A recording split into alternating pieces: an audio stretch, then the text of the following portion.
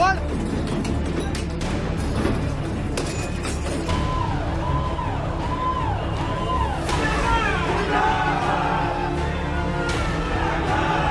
सब फेंक दे।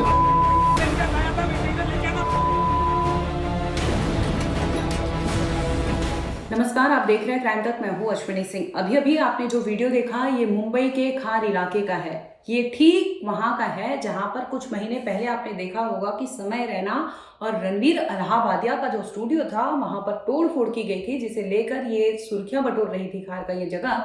लेकिन फिर से एक बार सुर्खियों में है क्योंकि यहाँ पर कुणाल कुमार ने एक वीडियो शूट किया था जिसे लेकर मुंबई में लगातार बवाल मचा हुआ है। आखिर क्या था मामला और क्यों कुणाल कुमार एक्स पर इतना ट्रेंड कर रहे हैं, तमाम सोशल मीडिया पर कुणाल कुमार को लेकर लोगों की प्रतिक्रिया आ रही है। इसके साथ ही महाराष्ट्र के पॉलिटिक्स में भी बवाल मचा हुआ है। क्या था पूरा ये इंसिडेंट, आपको इस वीडियो में सिलसिलेवार तरीके से बताते हैं। दरअसल आपको बता दें कि कुणाल कामरा जो है उन्होंने हाल ही में एक वीडियो बनाया था। ये कॉमेडियन है, जाने माने कलाकार है, खूब सुर्खियां बटोरते हैं, इनके मिलियन में फॉलोअर्स भी हैं, जिन्होंने एक वीडियो बनाया था महाराष्ट्र की पॉलिटिक्स में बीते दिन जिस तरह से महाराष्ट्र में हालात हैं उसे लेकर उन्होंने कटाक्ष किया था। इस वीडियो को उन्होंने जैसे ही अपने यूट्यूब और सोशल मीडिया प्लेटफॉर्म पर अपलोड किया, जिसके बाद से लगातार महाराष्ट्र के पॉलिटिक्स में बता दें कि भूचाल मचा हुआ है। चाहे शिवसैनिक हो चाहे वो आम जन हो, इतने भड़क गए हैं कि वो सीधे खार पहुंचते हैं जहां पर यूनिकॉन्टिनेंटल स्टूडियो है, यानी कुणाल कुमार कुणाल कामरा जो है इसी स्टूडियो में उन्होंने शूट किया था, जिसे लेकर शिवसैनिक पहुंचते हैं जो एकनाथ शिंदे यानी महाराष्ट्र के पूर्व मुख्यमंत्री, उनके सपोर्टर शिव सैनिक वहां पहुंचते हैं, लगातार तोड़फोड़ करने लगते हैं, जिसके बाद वहां पर वाद विवाद शुरू हो जाता है। दरअसल आपको बता दें कि जैसे ही ये वीडियो पोस्ट होता है इसके बाद वहां पर लगातार शिव सैनिक बौखलाए हुए हैं। आखिर कुणाल कुमार ने अपने वीडियो में क्या कुछ कहा था और क्यों इस कदर वहां पर भूचाल मचा हुआ है, तो आइए आपको बताते हैं। दरअसल आपको याद होगा कि कुछ समय पहले महाराष्ट्र में किस तरह से जो पार्टियां थी वो पार्टी के अंदर ही दो पार्टी होती थी, चाहे वो शिवसेना ले ले, चाहे एनसीपी ले ले, चाहे एनडीए गठबंधन में साथ निभाने वाले शिवसेना हो और बीजेपी हो। पहले तो इन दोनों में फूट पड़ती है और दोनों अपने रास्ते अलग कर लेते हैं। कुणाल कुमार ने वीडियो में यही सब चीजों का जिक्र किया है, लेकिन उन्होंने इस वीडियो में शिवसेना नेता यानी एकनाथ शिंदे जो पूर्व मुख्यमंत्री और फिलहाल बता दें कि महाराष्ट्र के उप मुख्यमंत्री हैं, उन्होंने उसे गद्दार बता दिया, जिसे लेकर ये मामला इतना तूल पकड़ा हुआ है। दरअसल कुणाल कामरा जो है उन्होंने जैसे ही वीडियो शुरू की है इसमें उन्होंने दिल तो पागल है जो मूवी है उसके गाने पर उन्होंने बकायदा एकनाथ शिंदे की छवि को उसकी पूरी छवि को उन्होंने बताया है, जिसमें उन्होंने पहले तो ये कहा कि महाराष्ट्र के पॉलिटिक्स को अगर ध्यान से देखा जाए तो देख सकते हैं कि कैसे एक वोटर्स कितना परेशान होगा कि उसे अगर एक वोट डालना है एक पार्टी को तो इस तरह से उसे 9 बटन दबाने होंगे।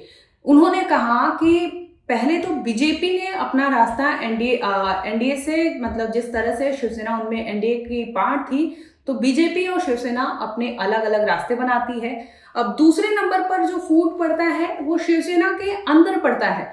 जैसे आपने देखा होगा कि शिवसेना जिस तरह से फूट पड़ता है तो उसमें 2 पार्टियां बन जाती है, मामला सुप्रीम कोर्ट तक भी जाता है, जिसमें एक पार्टी जो शिवसैनिक होते हैं वो सपोर्ट करते हैं एकनाथ शिंदे गुट को, तो दूसरे जो होते हैं यानी शिवसेना के जो नींव रखे थे यानी बाला साहेब ठाकरे, उनके बेटे उद्धव ठाकरे के सपोर्ट करने वाले गुट, शिवसेना में ही 2 गुट बन जाते हैं। इस पर कटाक्ष सीधे कुणाल कामरा ने किया।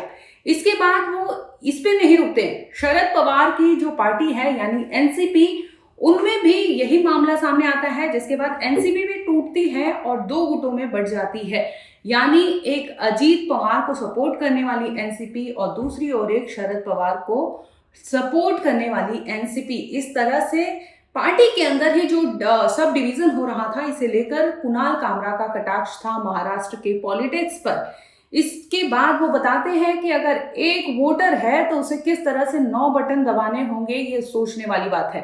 अब यही नहीं रुकते, अब वो एक गाने के तहत एकनाथ शिंदे की पूरी जर्नी को डिस्क्राइब करते हैं। एक गाने में वो कहते हैं साफ साफ कि एक थाने का, मुंबई से सटा थाना काफी फेमस है, थाने के एक एरिया से आते हैं एकनाथ शिंदे। उनका कहना था कि एक ऑटो ड्राइवर, बता दें कि एकनाथ शिंदे जो है वो अपने शुरुआत के दिन में ऑटो रिक्शा चलाते थे, जिस पर कुणाल कामरा ने कटाक्ष किया। वो कहते नजर आते हैं कि एक ऑटो ड्राइवर कैसे वो चेहरे पर दाढ़ी रखता है, वो कैसे आंखों पर चश्मा लगाता है, वो कोई और नहीं, वो एक गद्दार है। यानी साफ साफ उनका निशाना थे जो वो एकनाथ शिंदे थे, जिससे उन्होंने ये सारी चीजें कही है। इस पर भी वो नहीं रुकते और कहते हैं कि वो मंत्री नहीं है, वो दल बदलू है। इसके बाद उनका ये कहना था कि जिस थाली में वो खाना खाते हैं उसी थाली में छेद कर देते हैं। और मंत्रालय की जगह वो महाराष्ट्र के सीएम यानी देवेंद्र फडणवीस के घर पर ज्यादा मिलते हैं, उनकी गोद में ज्यादा मिलते हैं। ये साफ साफ कटाक्ष किया था कुणाल कामरा ने महाराष्ट्र के उप मुख्यमंत्री पर।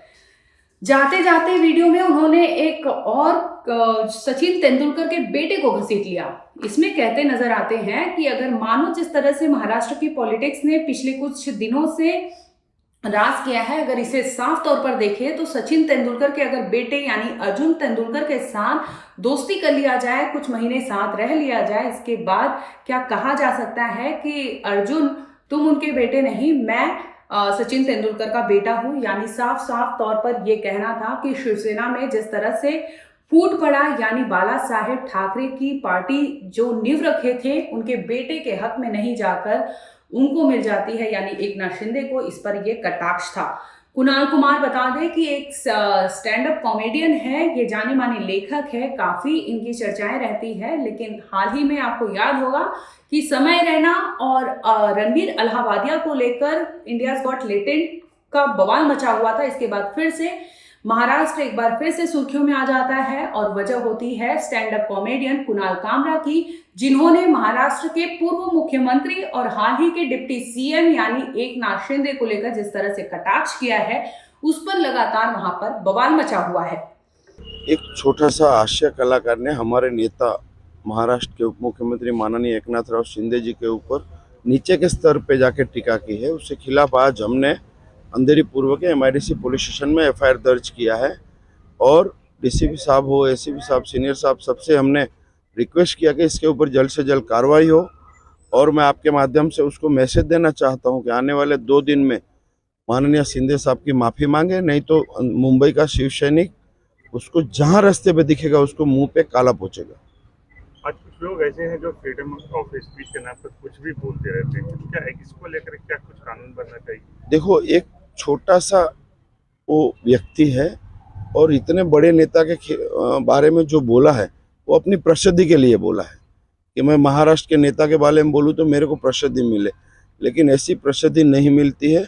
इसके ऊपर कठोर कार्रवाई करने हमने मांग की है।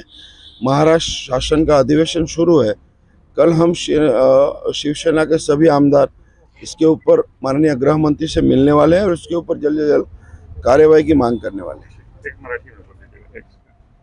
बता दें कि जैसे ही ये वीडियो सुर्खियां पकड़ती हैं, वायरल होती है, इसके बाद शिव सैनिक जो होते हैं वो खार के यूनिकॉन्टिनेंटल स्टूडियो पहुंचते हैं, जहां पर तोड़फोड़ करते हैं और आखिरकार पुलिस मुकदमा दर्ज करती है। दूसरी ओर एकनाथ शिंदे गुट को सपोर्ट करने वाले जो नेता है वो भी मुंबई के खार यानी अंधेरी स्थित MIDC पुलिस स्टेशन में जाते हैं, मामला दर्ज कराते हैं और यहां तक कि कुणाल कामरा को लेकर धमकियां देते हैं कि तुम अगर 2 दिन में माफी नहीं मांगते हो तो तुम्हारे चेहरे पर कालिक पोती जाएगी। यहां आपको बता दें कि संजय निरुपम ने भी कुणाल कामरा को लेकर कई ऐसी चीजें लिखी हैं जिसमें वो कहते हैं कि तुम बचोगे नहीं, आने वाले टाइम में तुम्हें इसका हिसाब चुकाना पड़ेगा। फिलहाल आपको बता दें कि इस केस में पुलिस ने BNS के तहत मुकदमा दर्ज कर लिया है, चाहे वो धारा 132 हो यानी असॉल्टिंग और causing criminal forces against public servant while they are performing duty. इसके साथ ही BNS की धारा 179, 189, पार्ट 2, पार्ट 3 के तहत और 190 की धाराएं इसमें दर्ज की गई है, क्योंकि ये तमाम ऐसी एक्टिविटी थी जो वहां पर खार के यूनिकॉन्टिनेंटल स्टूडियो में हुई थी, जिसके बाद पुलिस को ये मामला दर्ज करना पड़ा है। बीएनएस की धारा 191 पार्ट 2 यानी राइटिंग, जिस तरह से वहां पर दंगे जैसी स्थिति पैदा की गई है। अनलॉफुल असेंबली यानी 189 के तहत भी मुकदमा दर्ज किया गया है, क्योंकि भीड़ बहुत थी और जो उनका इंटेंशन था वो साफ था, जिसकी वजह से पुलिस ने ये मुकदमा दर्ज किया है। बीएनएस की धारा 324 पार्ट 5 यानी causing damage of above 1 lakh rupees, यानी जो वहां पर डैमेज किए गए हैं उसके जो बताई जा रही है वैल्यू उसके 1 लाख के ऊपर है, जिसकी वजह से ये धारा भी जोड़ी गई है।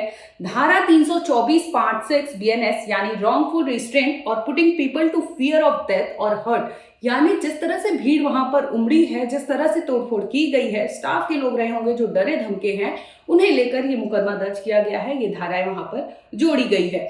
धारा 223 बीएनएस के तहत ये भी मुकदमा दर्ज किया गया है, यानी disobedience to orders from a public servant, यानी पब्लिक सर्वेंट अगर कोई ऑर्डर दे रही है, वहां मौजूद लोग वो फॉलो नहीं कर रहे हैं, जिसके तहत ये मुकदमा दर्ज किया जाता है।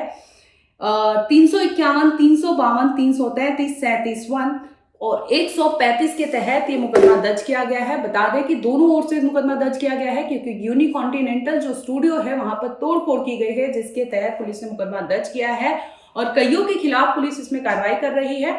फिलहाल आपको बता दें कि इस केस में जो शिव सैनिक है वो लगातार बवाल मचाए हुए हैं, लगातार वो कुणाल कामरा को धमकियां दे रहे हैं कि अगर 2 दिन में वो माफी मांगेंगे नहीं तो इसका अंजाम उन्हें भुगतना पड़ेगा, आने वाले समय में उनके लिए अच्छा नहीं होगा।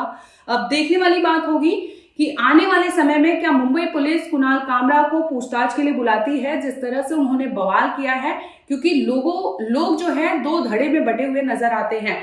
जो महाराष्ट्र के मंत्री और कद्दावर जो नेता हैं यानी संजय राउत, उनका यह कहना है कि किसी भी, क्योंकि उनका प्रोफेशन है कॉमेडियन, अगर उन्होंने महाराष्ट्र पॉलिटिक्स पर व्यंग कसा है तो ये उनके प्रोफेशन का एक पार्ट था, इसे निजी स्तर पर नहीं लेना चाहिए। लेकिन ये भी कुछ लोगों का कहना है कि कॉमेडी के स्तर को मेंटेन करना चाहिए, कॉमेडी के स्तर को एक लेवल तक ही चीजें बोली जानी चाहिए। जिस तरह से आपने एकनाथ शिंदे के पूरे उनका जो जर्नी था उसे लेकर कटाक्ष किया और इसके तहत जो पार्टी डिवीजन थी, चाहे वो शिवसेना हो, चाहे एनसीपी हो, चाहे बीजेपी यानी एनडीए से इनका शिवसेना का बाहर आना हो, चाहे अजीत पवार और शरद पवार में 2 गुट बनना हो, ये तमाम ऐसी चीजें थी जिसे लेकर उन्होंने व्यंग कसा था।